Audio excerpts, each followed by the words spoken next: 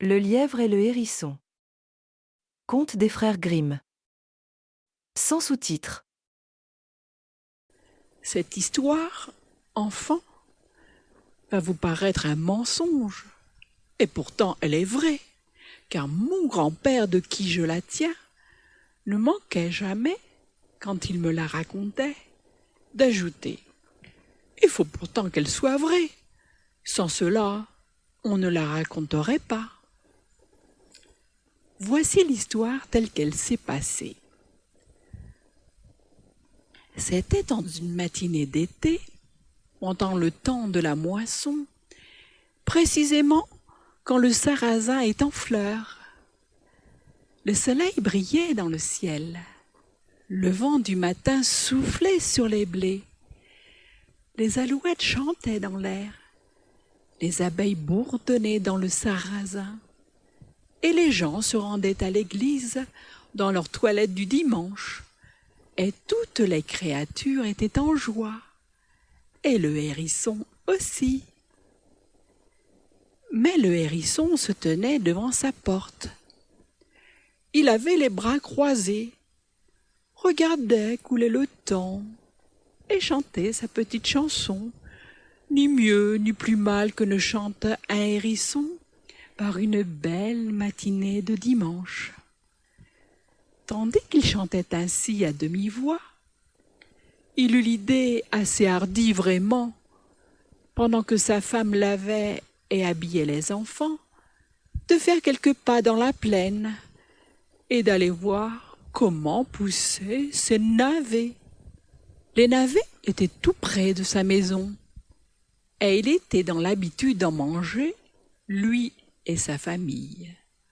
Aussi les regardait-il comme lui appartenant.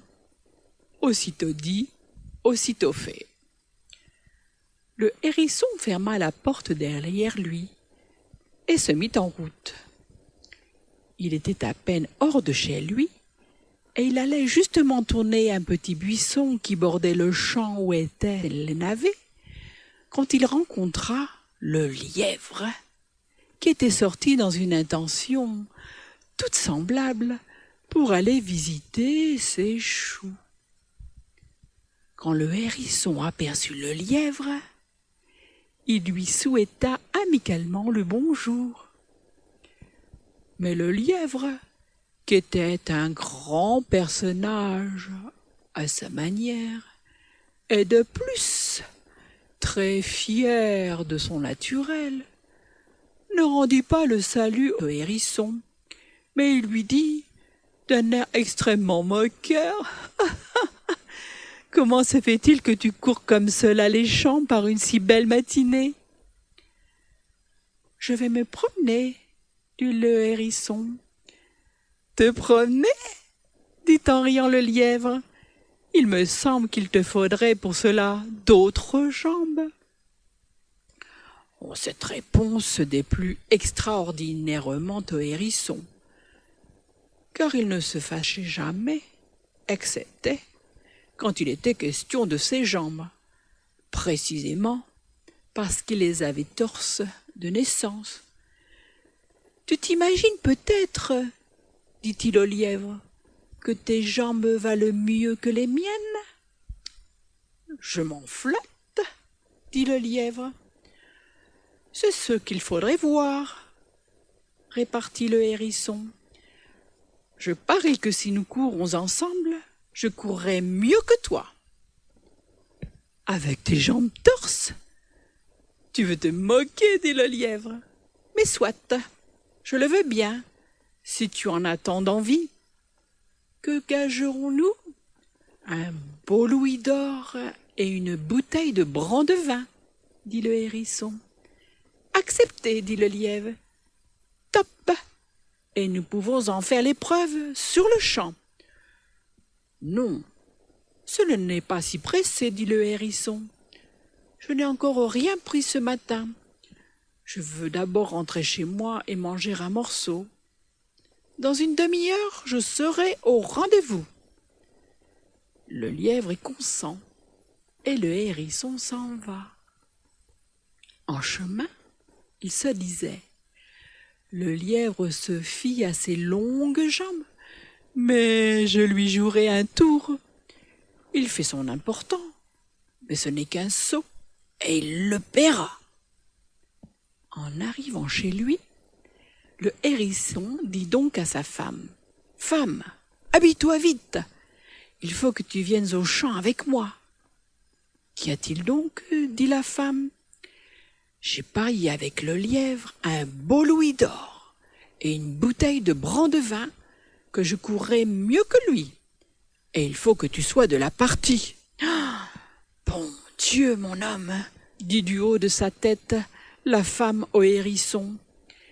Es-tu dans ton bon sens ou as-tu perdu la cervelle? Comment prétends-tu lutter à la course avec le lièvre? Silence, ma femme, dit le hérisson, c'est mon affaire. Ne te mêle pas de ce qui regarde les hommes. Marche, habille-toi et partons ensemble. Que pouvait faire la femme du hérisson? Il fallait bien obéir, qu'elle en eût envie ou non. Comme ils cheminaient ensemble, le hérisson dit à sa femme: Fais bien attention à ce que je vais te dire. Nous allons courir dans cette grande pièce de terre que tu vois. Le lièvre courra dans un sillon et moi dans l'autre. Nous partirons de là-bas.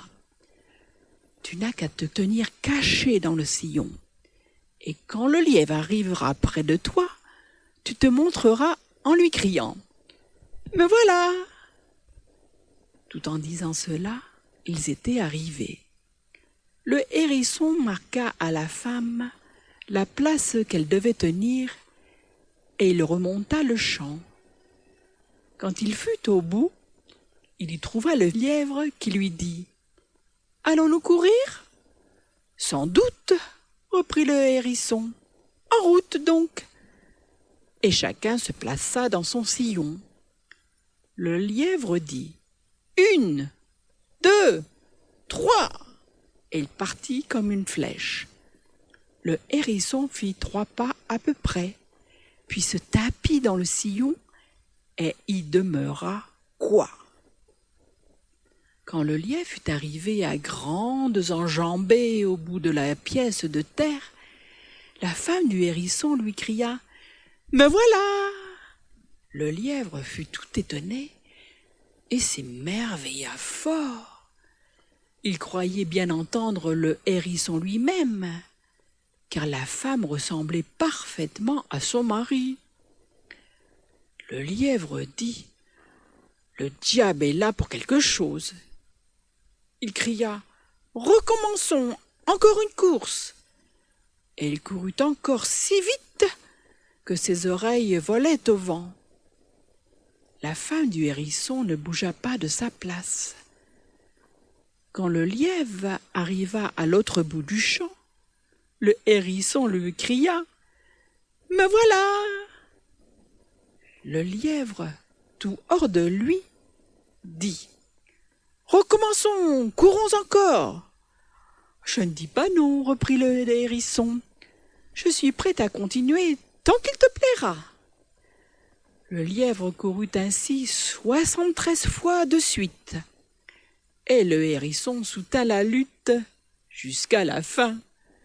Chaque fois que le lièvre arrivait à un bout ou l'autre du champ, le hérisson ou sa femme disait toujours: « Me voilà !»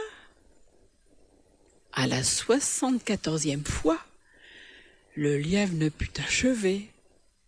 Au milieu des champs, il roula à terre. Le sang lui sortait par le cou et il expira sur la place. Le hérisson prit le louis d'or qu'il avait gagné et la bouteille de brandevin. Il appela sa femme pour la faire sortir de son sillon. Tous deux rentrèrent très contents chez eux, et s'ils ne sont morts depuis, ils vivent encore. C'est ainsi que le hérisson, dans la lande de Brugthoed, courut si bien qu'il fit mourir le lièvre à la peine. Et depuis ce temps-là, Aucun lièvre ne s'est avisé de défier à la course un hérisson de Buxtehude. La morale de cette histoire, c'est d'abord que nul, si important qu'il s'imagine être, ne doit s'aviser de rire aux dépens d'un plus petit, fût-ce un hérisson. Et, secondement, qu'il est bon, si vous songez à prendre une femme, de la prendre dans votre condition est toute semblable à vous. Si donc vous êtes hérisson, ayez bien soin que votre femme soit hérissonne, et de même pour toutes les espèces.